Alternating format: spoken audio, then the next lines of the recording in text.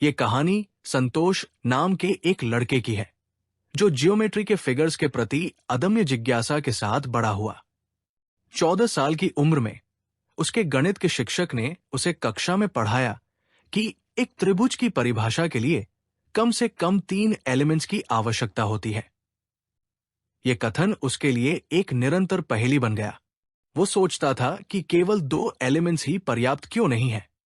संतोष को टीचर का तर्क समझ में तो आया, लेकिन वो बुनियादी तौर पर अधूरा लगा। तीसरा एलिमेंट क्यों होना चाहिए? कम डेटा से बने त्रिभुज को इनोवेशन के रूप में क्यों नहीं पुरस्कृत किया जाना चाहिए? ये प्रश्न संतोष के लिए ऐसा कष्टदायक प्रश्न बन गया जिससे वो कभी छुटकारा नहीं पा सका, जो उसकी पूरी शिक्षा के दौरान उसे परेशान करता रहा और अंततः उसे एक गणित शिक्षक के रूप में कक्षा में वापस ले आया। वयस्क होने पर शिक्षण की मांगों ने अस्थायी रूप से उसके व्यक्तिगत कार्यों को ग्रहण लगा दिया, लेकिन 2 एलिमेंट से त्रिभुज बनाने का प्रश्न पाठों के बीच के शांत क्षणों में हमेशा उसके मन में बना रहता था। वो अक्सर इस समस्या को अपने उन्नत छात्रों के साथ एक विचार प्रयोग के रूप में साझा करता था और उन्हें स्थापित सिद्धांतों पर प्रश्न उठाने के लिए प्रोत्साहित करता था। साल दशकों में बदल गए। ये सवाल उनकी पहचान का हिस्सा बन गया। फिर एक बरसाती दोपहर, जब वे पेपर्स की ग्रेडिंग और आलस्य से रेखाचित्र बना रहे थे, तो ये सफलता किसी बड़े रहस्योद्घाटन के रूप में नहीं, बल्कि नजरिए में एक सूक्ष्म बदलाव के रूप में सामने आई। समस्या तत्वों की संख्या में नहीं, बल्कि उनकी प्रकृति में थी। उन्होंने महसूस किया कि मानक तत्व, भुजाएं और कोण त्रिभुज के आकार के पहलुओं का वर्णन करते हैं, लेकिन उसके पैमाने या अभिविन्यास का नहीं। एक तीसरा तत्व उस छिपे हुए संदर्भ को प्रदान करता है। उन्होंने अनुमान लगाया, क्या होगा अगर चुने गए 2 तत्व पारंपरिक न हों? उनका एल्गोरिदम यूक्लिडियन सिद्धांतों से बिल्कुल अलग था।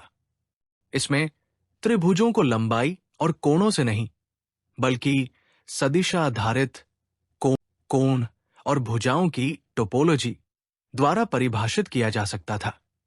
उन्होंने एक अनोखा एल्गोरिदम तैयार किया जहां तीसरे तत्व से 2 तत्व ज्ञात किए जा सकते हैं।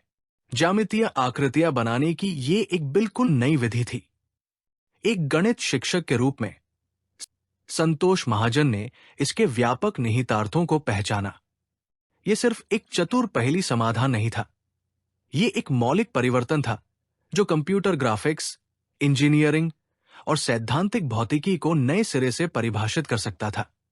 उन्होंने महीनों तक गुप्त रूप से काम किया, अपने प्रमाणों और एल्गोरिदम के चरणों का सावधानीपूर्वक दस्तावेजीकरण किया। उनके भरोसेमंद विश्वविद्यालय के प्रोफेसरों के छोटे से समूह में शुरुआती समीक्षाओं को संदेह और आश्चर्य दोनों के साथ देखा गया। ये अवधारणा ठोस, क्रांतिकारी और अपनी सरलता में सुंदर थी। ये खबर गणितीय समुदाय में तेजी से फैल गई। बचपन के एक प्रश्न से प्रेरित एक विनम्र हाई स्कूल शिक्षक संतोष महाजन ज्यामिति में एक बड़े बदलाव के केंद्र में थे। उन्हें अंतर्राष्ट्रीय सम्मेलनों में अपने निष्कर्ष प्रस्तुत करने के लिए आमंत्रित किया गया था और उनका शोध पत्र 2 एलिमेंट से त्रिभुज निर्माण एक ऐतिहासिक प्रकाशन बन गया। संतोष महाजन को विश्वास है कि उनकी अवधारणा नोबेल पुरस्कार जीतने लायक है। इसलिए वे विद्वान संकाय सदस्यों को नोबेल पुरस्कार के लिए प्रतिस्पर्धा करने वाले सहयोगी सदस्यों की टीम में शामिल होने के लिए आमंत्रित कर रहे हैं। अंतर्राष्ट्रीय सम्मेलनों में उनका स्वीकृति भाषण संक्षिप्त और बेहद व्यक्तिगत था।